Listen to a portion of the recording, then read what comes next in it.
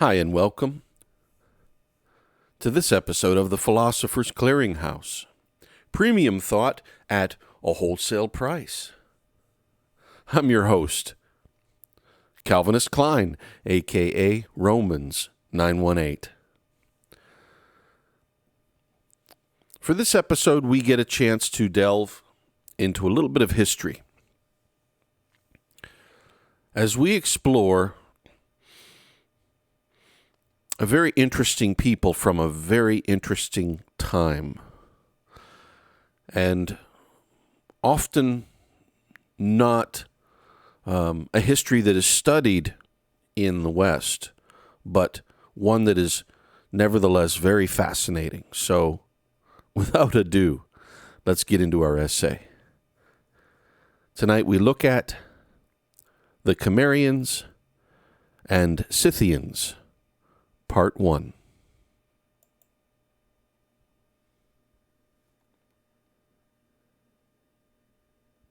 A reading of the Wikipedia articles about the ancient Cimmerian and Scythian peoples. Text is available under the Creative Commons Attribution Share Alike license. Our thanks to the contributors and authors at Wikipedia for the use of this article. Cimmerians and Scythians. The Cimmerians were a nomadic Indo-European people who appeared about 1000 BC and are mentioned later in 8th century BC in Assyrian records. While the Cimmerians were often described by contemporaries as culturally Scythian, they evidently differed ethnically from the Scythians proper, who also displaced and replaced the Cimmerians, probably originating in the Pontic steppe. The Cimmerians subsequently migrated both into Western Europe and to the south, by way of the Caucasus. The mystery associated with them has led to their use as a prototypical form of adventuresome nomads, stylized in the fantasy treatment of the Conan the Barbarian character, who was conceived of as a Cimmerian tribal leader. They were also loosely associated with the Kurgan culture, and one wonders if the Greek concept of a gorgon relates to this people, who are so often romanticized as rough and tumble seekers of adventure and quest. Some of them likely comprised a force that, around 714 BC, invaded Urartu, a state subject to the Neo-Assyrian Empire. This foray was defeated by Assyrian forces under Sargon II in 705, after which the same southern branch of Cimmerians turned west towards Anatolia, and conquered Phrygia, in 696. They reached the height of their power in 652, after taking Sardis, the capital of Lydia. However, an invasion of Assyrian-controlled Anshan was thwarted. Soon after 619, Alliates of Lydia defeated them. There are no further mentions of them in historical sources, but it is likely that they settled in Cappadocia. The origin of the Cimmerians is unclear. They are mostly supposed to have been related to either Iranian or Thracian-speaking groups, which migrated under pressure of the Scythian expansion of the 9th to 8th century BC. According to Herodotus, the Cimmerians inhabited the region north of the Caucasus and the Black Sea during the 8th and 7th centuries BC, what is now Ukraine and Russia, although they have not been identified with any specific archaeological culture in the region. The supposed origin of the Cimmerians, north of the Caucasus, at the end of the Bronze Age, loosely corresponds with the early Kuban culture of the northern Caucasus, from the 12th to 4th centuries BC, but there is no compelling reason to associate this culture with the Cimmerians, specifically. There is a tradition in archaeology of applying the term Cimmerian to the archaeological data associated with the earliest transmission of Iron Age culture along the Danube to Central and Western Europe, associated with the Sunagorovka, 9th to 8th centuries, and Novosirkazk, 8th to 7th centuries, between the Danube and the Volga. This association is controversial, or at best conventional, and is not to be taken as a literal claim that specific artifacts are to be associated with the Cimmerians of the Greek or Assyrian documents. The use of the name Cimmerian, in this context, is due to Paul Reynica, who in 1925 postulated a North Thracian Cimmerian cultural sphere, overlapping with the Unger Hallstatt culture of the Eastern Alps. The term, Thraco-Cimmerian, was first introduced by I. Nestor in the 1930s. Nestor intended to suggest that there was a historical migration of Cimmerians into Eastern Europe, from the area of the former Srubna culture, perhaps triggered by the Scythian expansion at the beginning of the European Iron Age. In the 1980s and 1990s, more systematic studies of the artifacts revealed a more gradual development over the period covering the 9th to 7th centuries, so that the term Thraco-Cimmerian is now rather used by convention and does not necessarily imply a direct connection with either the Thracians or the Cimmerians.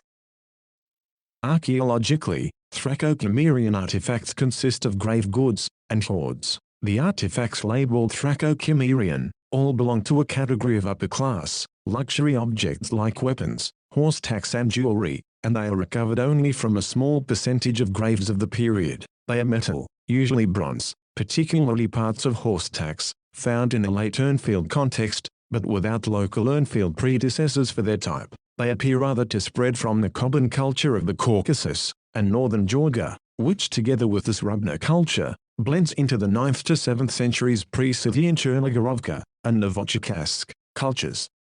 By the 7th century, Thraco-Cimmerian objects are spread further west over most of Eastern and Central Europe, locations of finds reaching to Denmark and Eastern Prussia in the north, and to Lake Zurich in the west. Together with these bronze artifacts, the earliest iron items appear, ushering in the European Iron Age, corresponding to the Proto-Celtic expansion from the Hallstatt culture.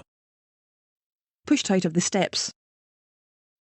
According to Herodotus, the Cimmerians had been expelled from their homeland between the Dniester and Don rivers by the Scythians, and reconciled to Scythian advances. To ensure burial in their ancestral homeland, the men of the Cimmerian royal family divided into groups and fought each other to the death. The Cimmerian commoners buried the bodies along the river Tis and fled across the Caucasus and into Anatolia. Herodotus also names a number of Cimmerian kings, including Tugdum, mid-7th century BC, and Sandakshatra, late 7th century.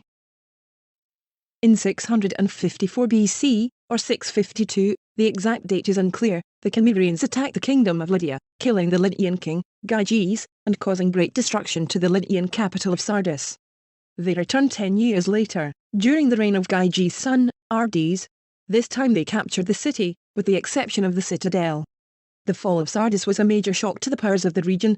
The Greek poets Callinus and Archilochus recorded the fear that it inspired in the Greek colonies of Ionia, some of which were attacked by Cimmerian and Triers raiders.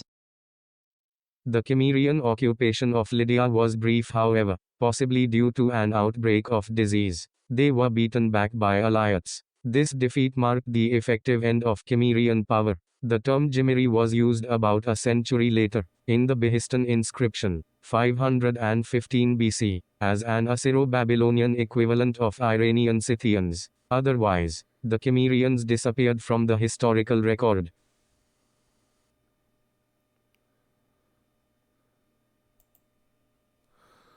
Wow. What an interesting people group. And, of course, we've got the controversy today over the pronunciation of the Cimmerians. So, in English, the word is Cimmerian. And so many English pronunciations would seem to be Cimmerian. However, it looks like the original wording was meant to be spoken with a hard C, or what we today call the K sound. So the example for that would be the Cimmerians were contemporaries with the Celts, the people group known as the Celts. And so there is an example that gives us a hint for how to pronounce their name. So in English, it is Celts, and yet it's a hard C, or the K sound. So we call them the Celts, unless, of course, they're in Boston, and then they're the Celtics. So the same thing, too, for the Cimmerians. It looks like the hard K sound is the right pronunciation to go. And in fact, this makes sense to the degree that The region where the Cimmerians were from is today known to us as the Crimean. So it looks like there might be some history there relating that region name with this people group. So anyway, I'm calling them Cimmerians until I learn a little bit better. But they're fascinating. They are the original horse lords from antiquity. Nomadic peoples from the steppes between the Don and the Dniester River. And they played a very interesting part in antiquity. So we will study them and their successors in the regions, the Scythians. Join us again in a future episode when we'll learn more about these most interesting historical peoples. For the Philosopher's Clearinghouse, I'm Romans 918.